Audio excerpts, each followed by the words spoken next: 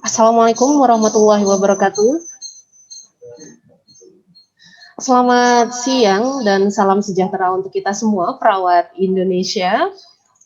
Saya ucapkan selamat bergabung kepada seluruh peserta webinar series pertama, yaitu dalam acara Pijar atau Pekan Ilmiah dan Inovasi RSJ Dr. Soeharto Herjan yang diadakan oleh instalasi Diklat Litbang RSJ Dr. Soeharto Herjan dengan tema sosialisasi PKB atau pendidikan keperawatan berkelanjutan online.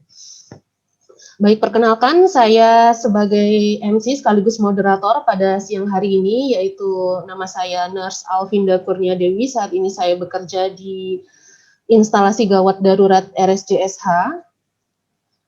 Akan saya bacakan susunan acaranya, yaitu yang pertama nanti ada pembukaan sekaligus sambutan dari Dr. Isa Multazam Nur SPKJ selaku Kepala Diklat Litbang RSJ Dr. Soeharto Herjan.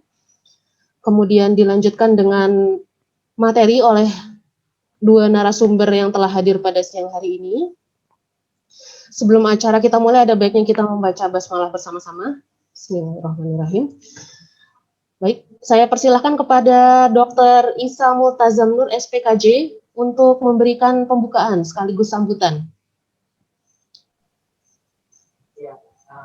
Terima kasih atas kesempatannya. Saya selaku Kepala Unit di Diklat Litbang Rumah Sakit Jiwa Dr. Soeharto Herjan sangat bergembira sekali bisa membuka acara ini, di mana ini merupakan webinar perdana dari serial Pijar virtual atau Pijar online di 2021 ini, yang mana pada kesempatan seri pertama ini akan bertajuk tentang sosialisasi pendidikan keperawatan berkelanjutan secara online. Untuk narasumber sudah hadir semua. Saya ucapkan terima kasih atas kedua narasumber, Pak Bagio dan Bu Dia Sukesti untuk telah hadir di sini. Juga Nurse Alvinda yang selaku nanti memfasilitasi sebagai moderator. Oke, untuk waktunya kita mulai acara webinar ini. Terima kasih. Saya kembalikan kepada moderator. Baik.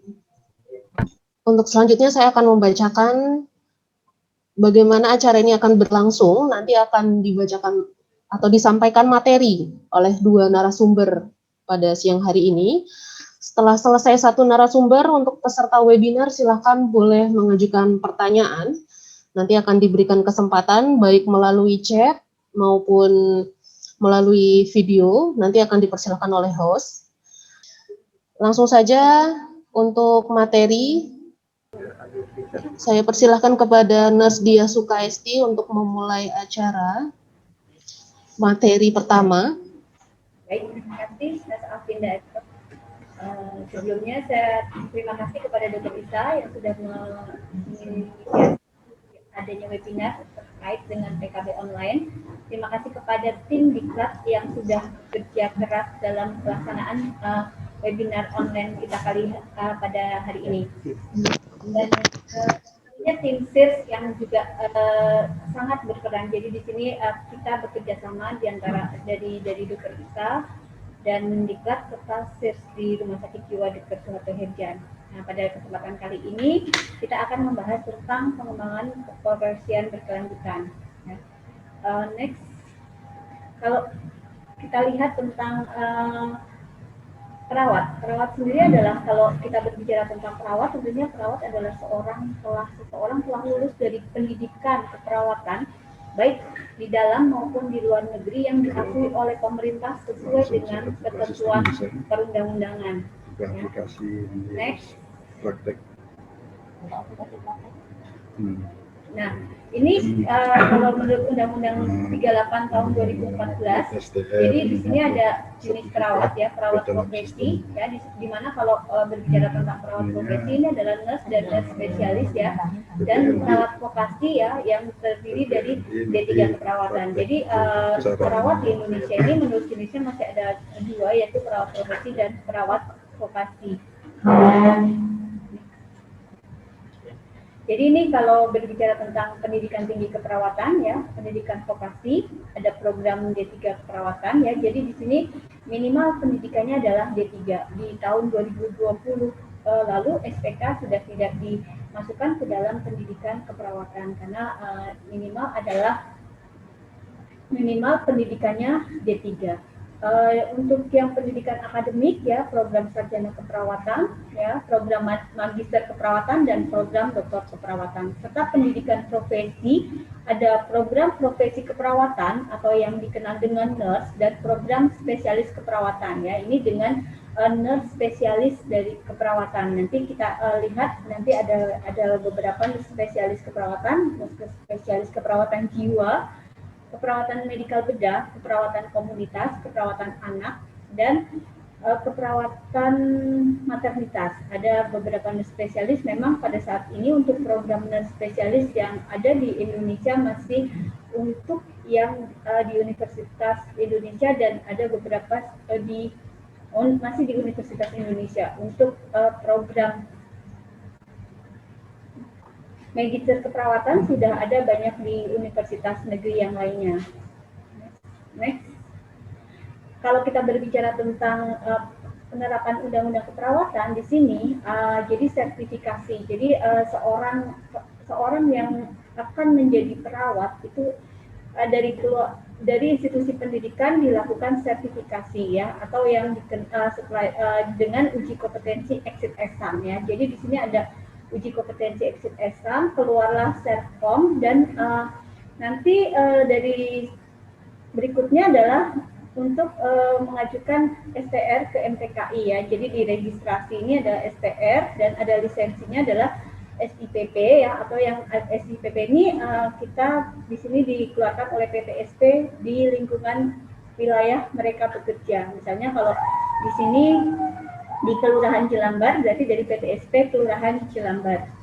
Next. Nah, ini penerbitan STR oleh MTKI ya. Jadi beberapa profesi ya yang di sini yang dikeluarkan STR-nya adalah perawat, bidan, fisioterapi, perawat gigi dan teknisi gigi, refraksionis optician, terapi bicara, okupasi terapi, ahli gizi, perekam medis dan informasi kesehatan, teknisi kardiovaskuler, analisis kesehatan, perawat anestesi, akupunktur terapi dan fisikawan medis, serta ortotis protesa, teknisi transfusi darah dan psikologi klinis. Ini dikeluarkan STR-nya oleh MTKI. Next. Nah, ini kita berbicara tentang STR ya. Mungkin sebagian beberapa perawat masih, kenapa sih kok dulu sudah sekolah tinggi tetap harus ada STR baru bisa bekerja ya. Jadi di sini kalau kita berbicara tentang STR adalah surat tanda registrasi, adalah bukti tertulis yang diberikan oleh pemerintah kepada tenaga yang diregistrasi setelah memiliki sertifikat kompetensi. Nah, jadi di sini ada uji kompetensi exit exam dan kemudian didaftarkan kepada MTKI dan keluarlah STR. Nah, masa berlakunya STR ini adalah 5 tahun. Jadi dan itu biasanya di hari lahir. Jadi pendaftarannya misalnya contohnya lahir di tanggal 16 Februari 2021, maka STR-nya akan berakhir di 16 Februari 2026. Jadi 5 tahun kemudian ya. Next. Nah, ini kalau kita bicara tentang tenaga kesehatan yang akan praktek ya, menjalankan profesi wajib memiliki izin dari pemerintah ya. Tadi sudah dibilang bahwa di sini profesi harus memiliki STR yang dikeluarkan oleh MTKI. Jadi andaikan misalnya satu perawat yang baru lulus dan belum mempunyai STR ini sebetulnya belum bisa. Mungkin kalau misalnya ada yang bertanya, oh relawan kok belum? Nah, ini adalah kondisi emergensi yang mana di mana memang pada saat ini yang diambil dari relawan ini masih dari mahasiswa yang memang belum lulus ya. Jadi ada beberapa yang seperti itu.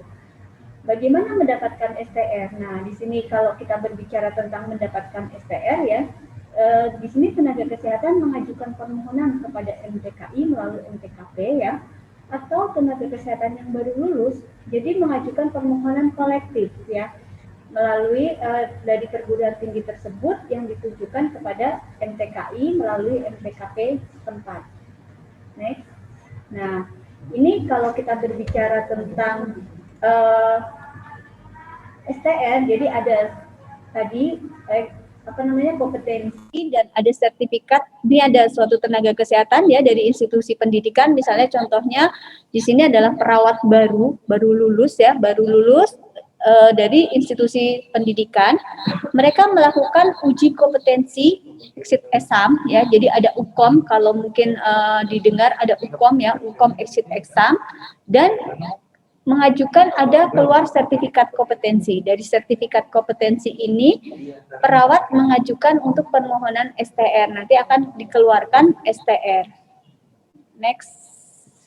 Nah, ini praktek keperawatannya. Kalau kita lihat, di sini praktek perawatan dilaksanakan di fasilitas pelayanan kesehatan dan di tempat lainnya sesuai dengan klien dan sasarannya. Maksudnya gini, bisa dilakukan di vaskes atau bisa dilakukan di rumah ya, di home care ya. Praktek keperawatan sebagaimana dimaksud itu adalah praktek keperawatan mandiri ya. Jadi di sini seorang perawat bisa membuat praktek keperawatan secara mandiri yang tentunya nanti ada beberapa persyaratannya ya, dan ada praktek keperawatan di fasilitas pelayanan kesehatan. Nah, di sini kalau kita berbicara tentang fasilitas pelayanan kesehatan itu bisa dari level vaskes tingkat 1 sampai vaskes rujukan pusat ya. Misalnya contohnya seorang perawat bekerja di puskesmas atau mungkin di poliklinik 24 jam. Nah, ini berarti perawat tersebut berpraktek di fasilitas pelayanan kesehatan. Di sini praktek keperawatan sebagaimana dimaksud pada ayat 1 harus didasarkan pada kode etik profesi dan standar pelayanan keperawatan. Next. Nah, ini praktek keperawatan ya. Di sini kalau kita berbicara tentang praktek keperawatan ini banyak yang bisa dilakukan oleh seorang perawat. Sebagai contoh adalah pemberi asuhan pelayanan ya. Jadi kalau kita berbicara tentang pemberian asuhan pelayanan itu ada asuhan yang diberikan kepada individu, keluarga, dan tentunya kepada masyarakat. Kalau misalnya sebagai asuhan individu yang ada di rumah sakit jiwa ini adalah pada saat kita melakukan terapi individu ya, terapi individu yang mungkin kita lakukan sebagai seorang perawat, kita lakukan asuhan keperawatannya setiap hari ya, yang sesuai dengan SOP ya. Di sini ada beberapa SOP tindakan keperawatan terkait dengan pemberian terapi individu. Dan untuk asuhan keperawatan ini juga ada asuhan keperawatan kepada keluarga ya. Jadi keluarga pasien tentunya selain diberikan asuhan keperawatan terapi individu ini juga diberikan asuhan kepada keluarga pasien, sehingga sejalan antara pasien dan keluarga ini sama-sama diberikan asuhan, sehingga keberhasilan pasien lebih optimal kalau dibandingkan hanya pemberian asuhan keperawatan hanya kepada pasien. Dan asuhan keperawatan ini bisa juga diberikan kepada masyarakat ya. Nah, ini mungkin melalui penyuluhan dan konselor klien. Bisa penyuluhan itu bisa penyuluhan kepada masyarakat dan konselor klien, atau pengelola pelayanan bisa juga seorang perawat bertugas sebagai pengelola pelayanan keperawatan. Sebagai contoh, kalau berbicara tentang pengelola pelayanan keperawatan, misalnya sebagai kepala tim, kepala ruangan, atau mungkin sebagai kepala seksi ya, atau bahkan ke kepala bidang keperawatan. Nah, di sini perawat sebagai pengelola pelayanan keperawatan. Nah, Selain itu juga ada peran perawat sebagai peneliti keperawatannya. Di sini kalau kita berbicara tentang peneliti, jadi sebenarnya kalau kita mau di rumah sakit ini lahan penelitian yang bagus, karena di mana kita bisa melakukan penelitian-penelitian terkait dari asuhan tadi, bisa dari asuhan keperawatan yang kita berikan, atau pada saat kita mengelola pelayanan keperawatan itu bisa dilakukan penelitian, dan penelitian itu bisa nanti digunakan untuk perbaikan pelayanan kita selanjutnya ya. Nah, di sini juga seorang perawat melaksanakan tugas berdasarkan pelimpahan wewenang ya. Jadi mungkin kalau misalnya kalau kita lihat di sini ada tindakan pendelegasian dari dokter, bisa juga terkait dengan pelimpahan wewenang ya. Jadi bisa dilakukan tugas tersebut. Atau pelaksanaan tugas dalam keadaan tertentu. Yang ini tadi yang dimaksudkan dalam keadaan tertentu adalah dalam kondisi darurat. Misalnya sebagai contoh pada suatu kondisi perawat itu tidak diberikan wewenang yang melakukan tindakan-tindakan darurat ya. Jadi di dalam ini adalah perawat bisa melakukan tugas dalam kondisi darurat walaupun mungkin itu bukan yang menjadi kewenangannya. Jadi di sini ada, tapi dalam kondisi darurat itu diatur dalam undang-undang tersebut. Ada beberapa tindakan yang bisa dilakukan. Next. Nah, kalau kita berbicara tentang PKB ya, pendidikan keperawatan berkelanjutan, tersedianya pedoman untuk pelaksanaan pengembangan keperawatan berkelanjutan untuk perawat di Indonesia ya. Tujuan khususnya adalah adanya sistem kredensial perawat di Indonesia ya. Tentunya di sini kita berbicara tentang kredensial perawat ya. Ketentuan umum berdasarkan sistem kredensial perawat di Indonesia ya. Kalau kita berbicara tentang itu mungkin ada level perawat ya, perawat PK1, perawat PK2 sampai ke perawat PK5 yang tentunya akan lebih dibahas pada saat kita membahas tentang kredensial perawat ya. Ketentuan pengembangan keprofesian keperawatan berkelanjutan atau PKB buat perawat dan sistem evaluasi dan monitoring dari pelayanan keperawatan tersebut. Next. Nah, kalau kita berbicara tentang kredensial, jadi di sini saya akan membahas sedikit tentang kredensial untuk perawat yang ada di rumah sakit jiwa, ya. Kredensial adalah proses verifikasi kompetensi seorang perawat yang selanjutnya ditetapkan menjadi kewenangan klinis untuk melakukan tindakan keperawatan sesuai dengan lingkupnya tadi, ya. Tadi dibahas sekilas bahwa misalnya seorang perawat baru lulusan dari S1 keperawatan mungkin atau D3 keperawatan, mereka di kredensial masuk ke level PK1 ya. Nah, di sini rekredensial adalah proses ulang verifikasi kompetensi seseorang keperawat yang selanjutnya ditetapkan sebagai kewenangan klinis. Misalnya sudah bekerja dan mungkin ada kenaikan jenjang pendidikan, bisa dilakukan rekredensial terhadap perawat tersebut ya. Jadi pengulangan atau ulang kredensial. Jadi mungkin ada masanya atau misalnya ada pelatihan apa yang dia sudah lakukan sehingga dia dilakukan rekredensial atau proses ulang. Next. Nah, ini kredensial dan rekredensial ya. Proses kredensial dan rekredensial meliputi pemeriksaan dan pengkajian elemen dengan menggunakan semangat keterbukaan ya, adil, objektif dan sesuai dengan standar operasional prosedur. Jadi di sini bahwa kenapa dikatakan sebagai dengan semangat keterbukaan? Jadi di sini kita harus jujur. Misalnya contohnya pada saat melakukan kredensial tersebut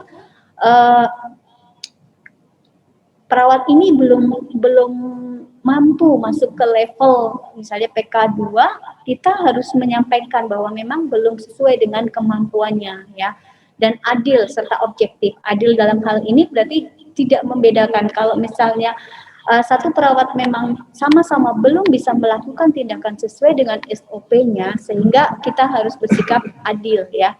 Dan yang menjadi patokannya adalah standar operasional prosedur yang ada di lingkungan kerja wilayah masing-masing. Sehingga ini tentunya berbeda area. Untuk misalnya sebagai contoh area keperawatan jiwa ya, ada sendiri untuk asuhan keperawatannya, untuk bagaimana melakukan dari melakukan pengkajian, dari merumuskan diagnosa, melakukan tindakan keperawatan, ini tentu ada berbeda dengan misalnya mungkin area di KMB ya.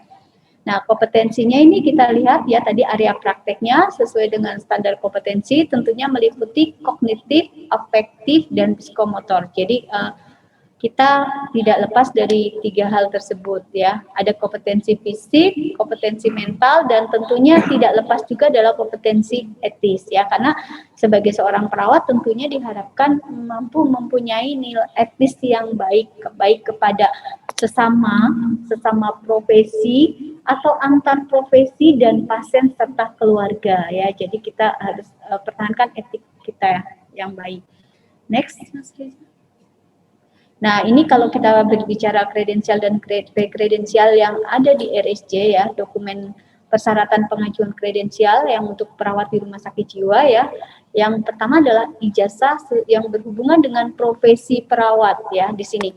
Jadi misalnya sebagai contoh mungkin ada beberapa yang pendidikannya nurse, S1-nya nurse, tapi ngambil S2-nya adalah misalnya S2-nya manajemen, ya manajemen tapi bukan manajemen keperawatan, misalnya Mars. Nah, berarti di sini dilakukan kredensial adalah nurse-nya, bukan Mars-nya, karena ini adalah kredensial untuk perawat, ya.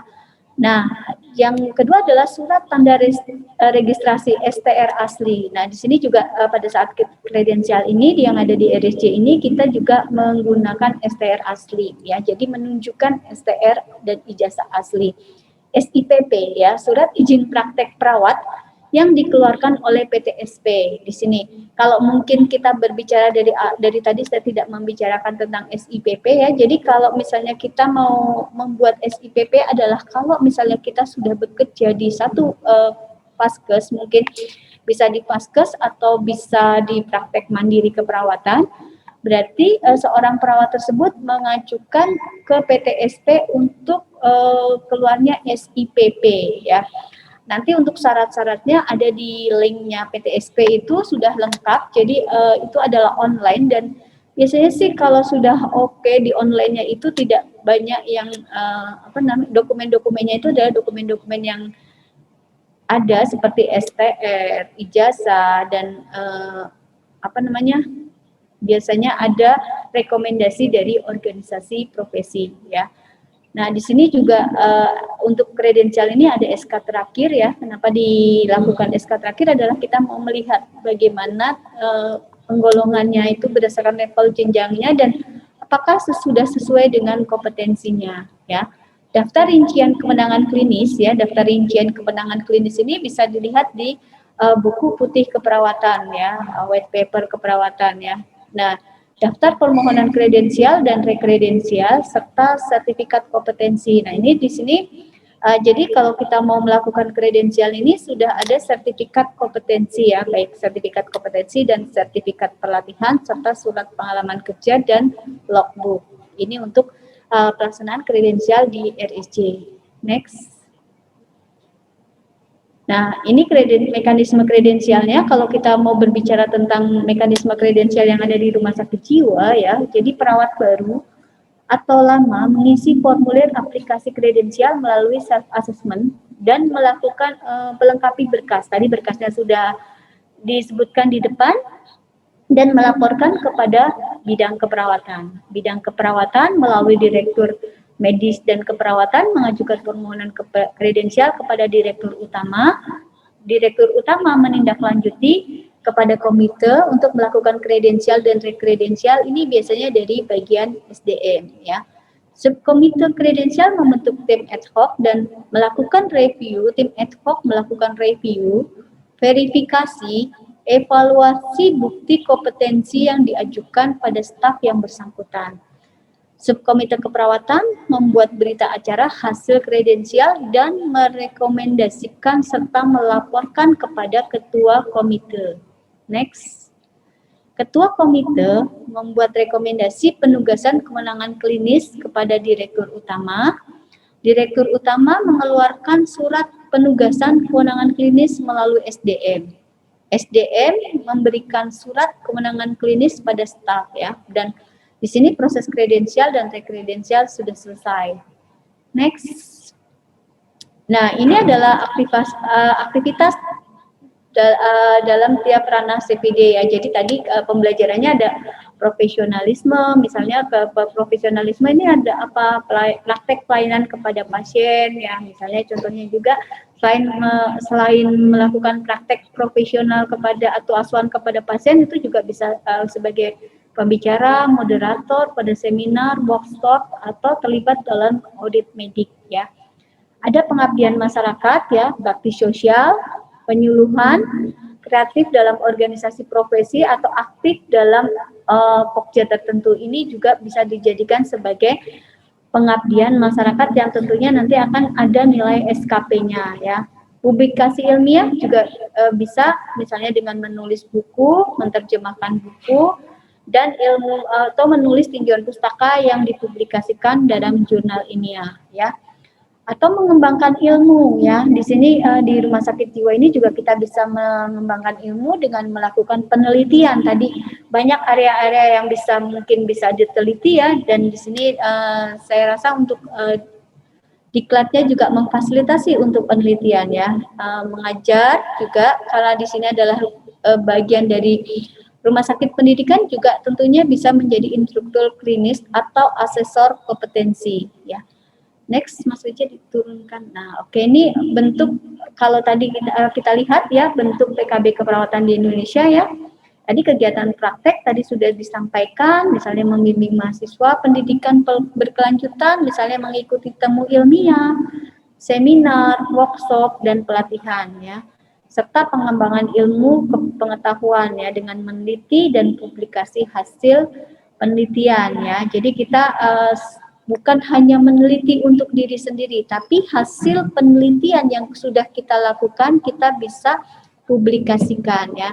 Dan di sini juga kita diberi kesempatan untuk menulis buku ya. Misalnya sebagai contoh, mungkin di sini sebetulnya banyak sekali yang bisa kita tulis. Sebagai contohnya misalnya asuhan keperawatan pada pasien halusinasi contohnya. Kalau kita lihat mungkin banyak ada beberapa yang hobi menulis ya. Daripada menulisnya ini kita bisa kembangkan misalnya ke topik tertentu, misalnya asuhan keperawatan pada pasien halusinasi, ini bisa ditulis dari pengalaman-pengalaman dalam merawat pasien yang tentunya ini adalah sebagai media yang bagus di kita berpraktek di sini, karena mungkin data-datanya pasien ini berbeda. Kalau misalnya kita lihat di konsep, kan selama ini mungkin hanya konsep yang lama itu, kalau mungkin ada beberapa ilmu baru yang bisa kita lihat dan kita bisa tulis ya.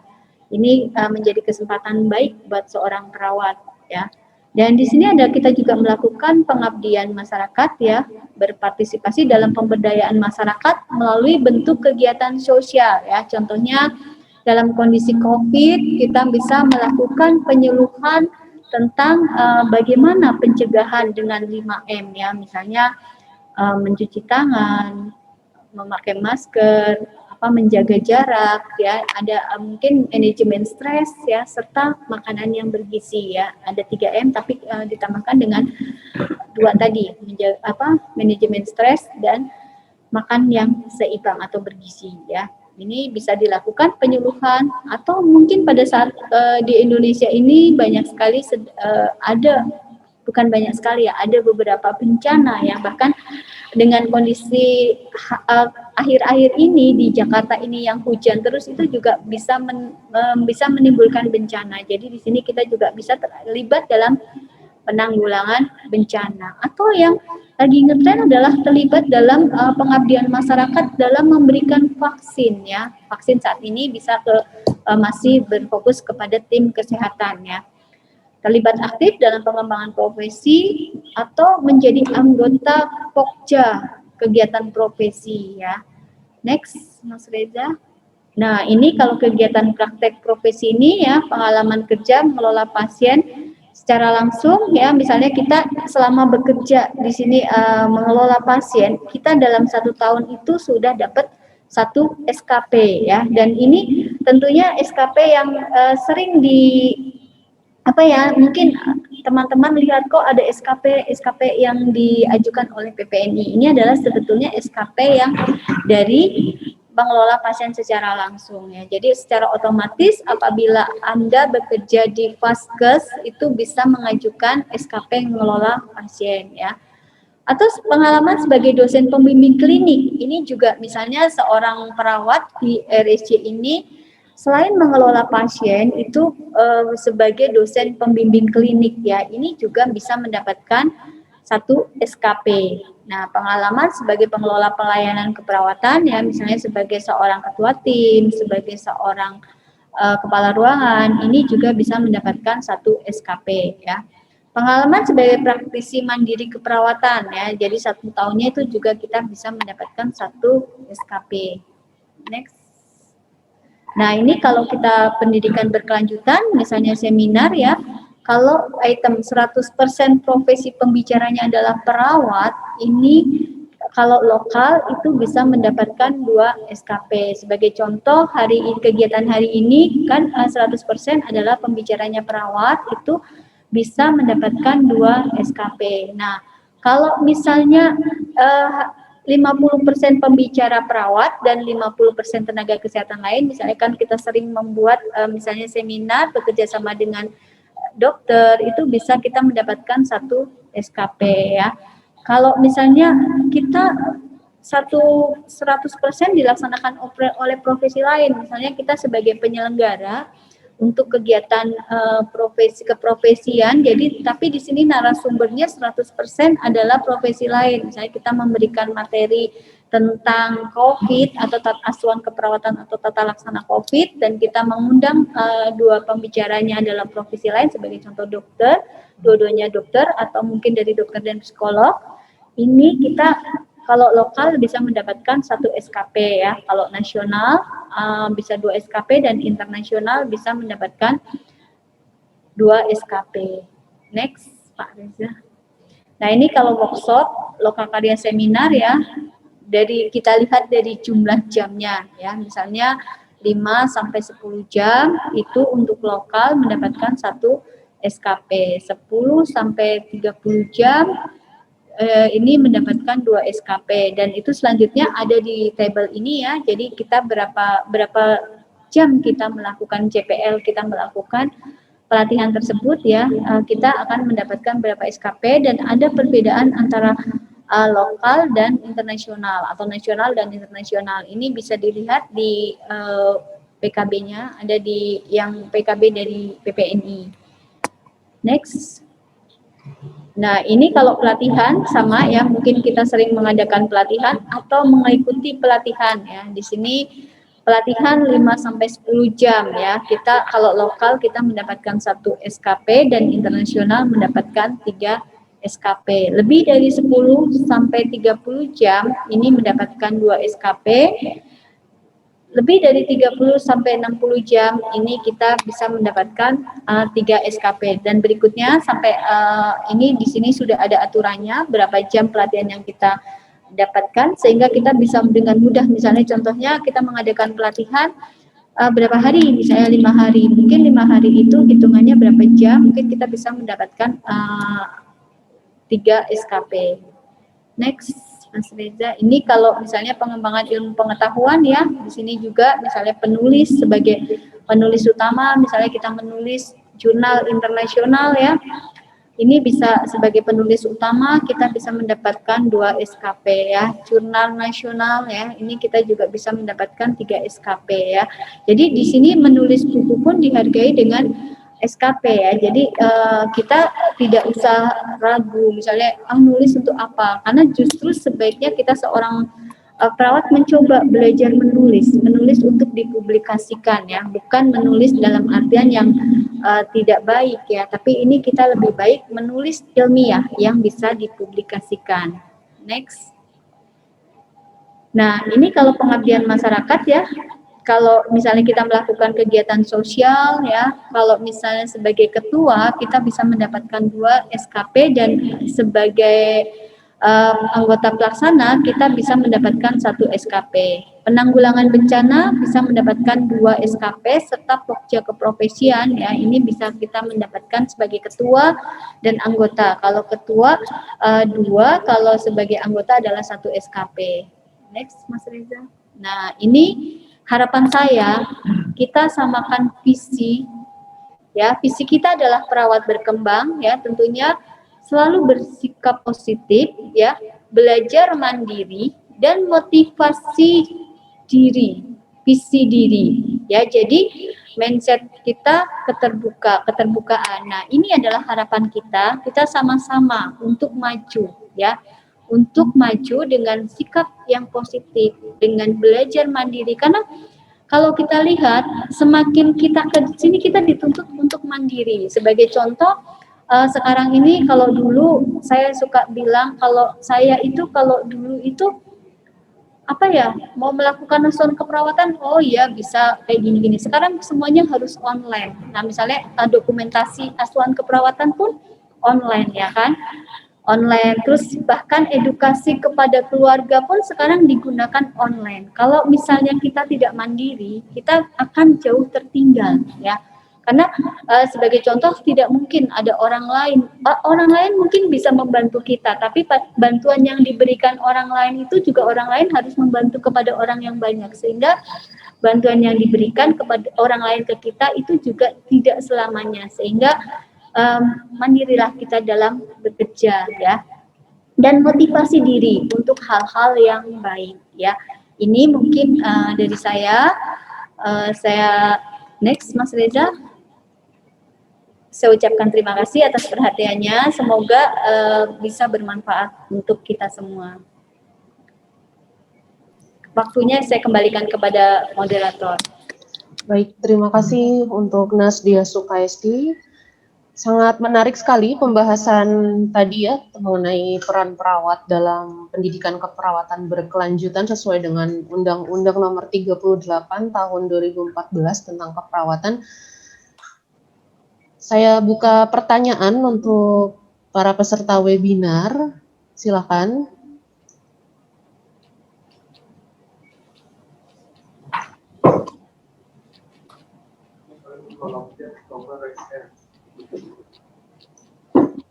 Untuk peserta yang ingin bertanya bisa melakukan raise hand atau di kolom chat, silakan.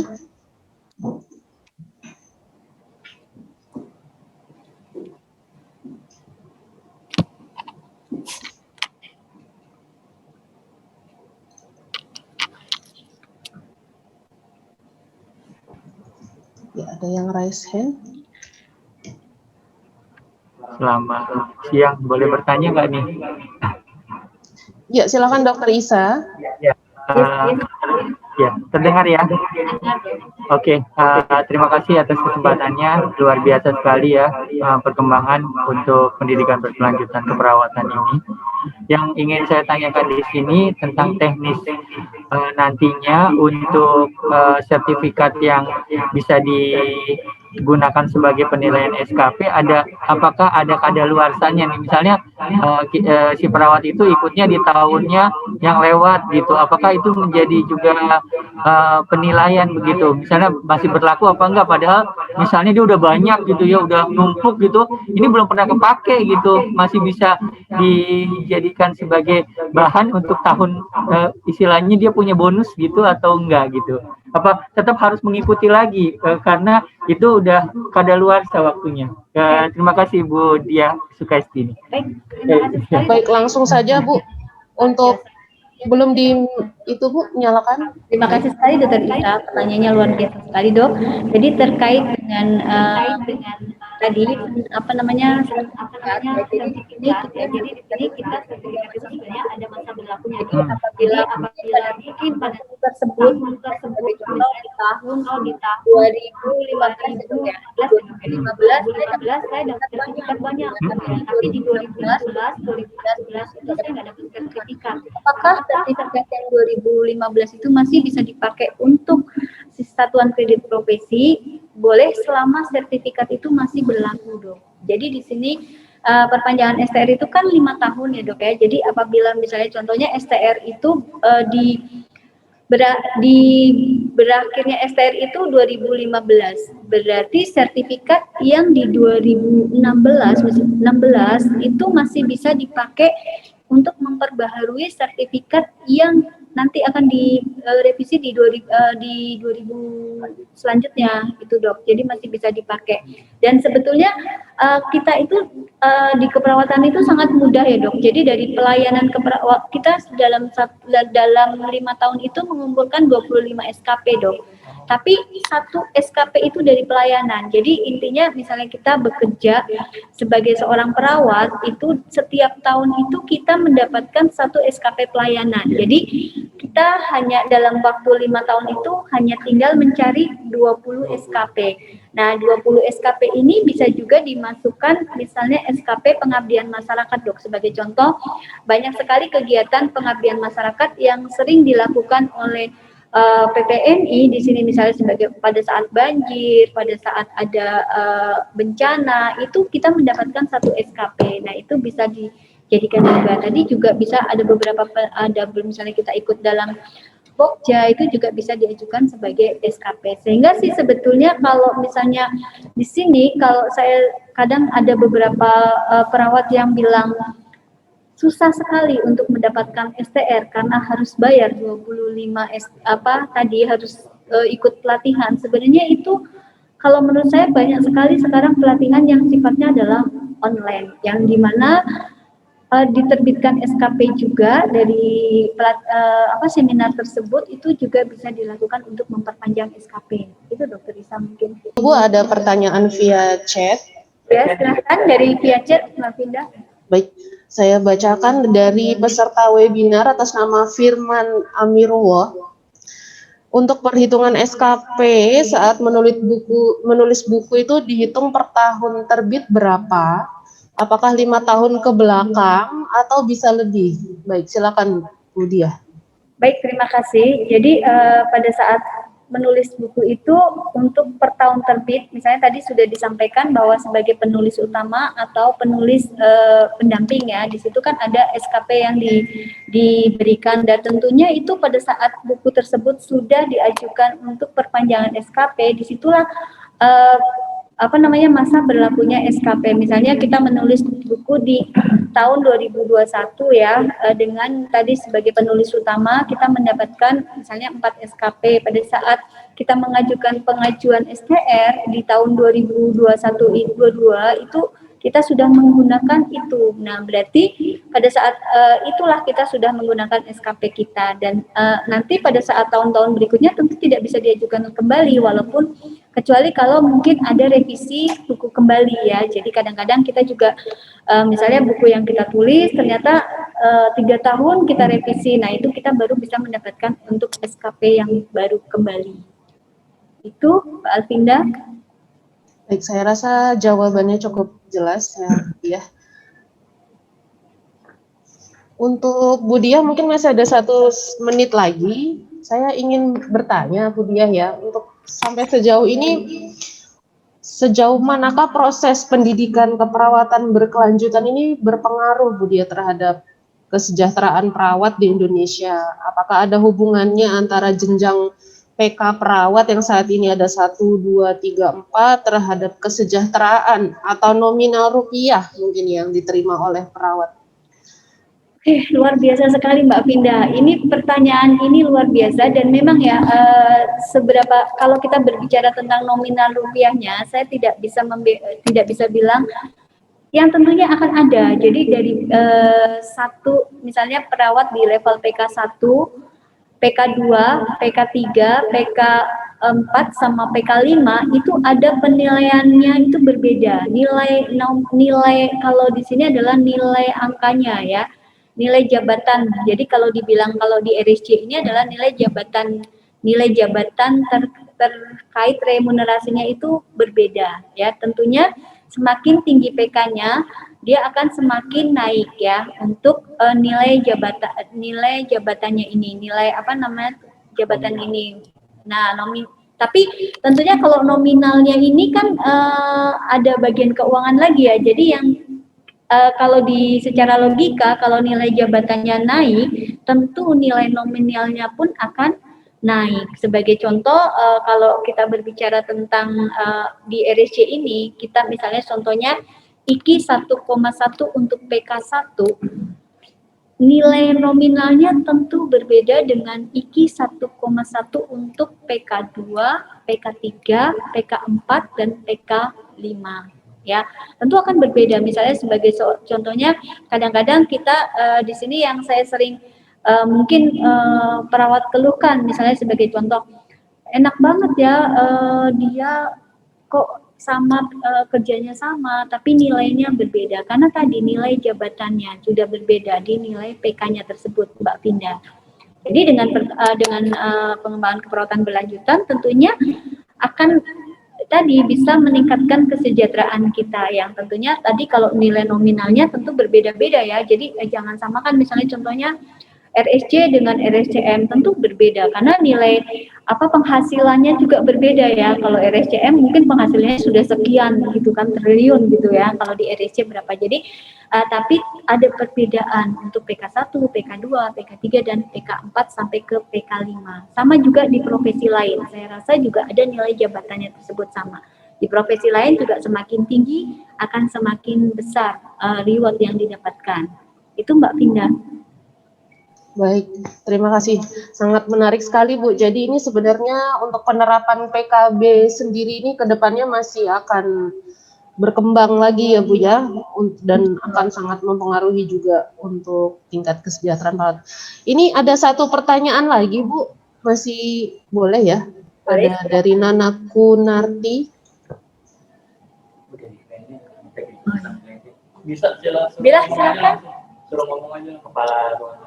Oh, suruh ngomong aja ke video itu. Baik, untuk Nana Kunarti silakan. Di unmute dulu. Unmute-nya. Silakan Mbak Nana di unmute.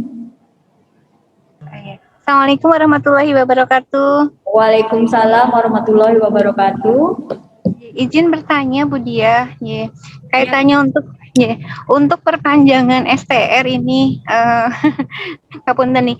Ini rasanya kan gini, kita sudah mengajukan untuk beberapa ini ya Bu Dia. Apakah memang karena sistem atau bagaimana ya Bu? Rasanya lama ya Bu. Kami hampir teman-teman di pelayanan itu hampir kurang lebih 2 atau 3 bulan baru mendapatkan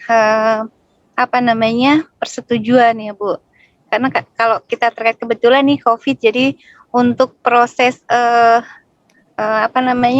kelengkapan untuk akreditasi kan kami harus STR-nya Bu Dia.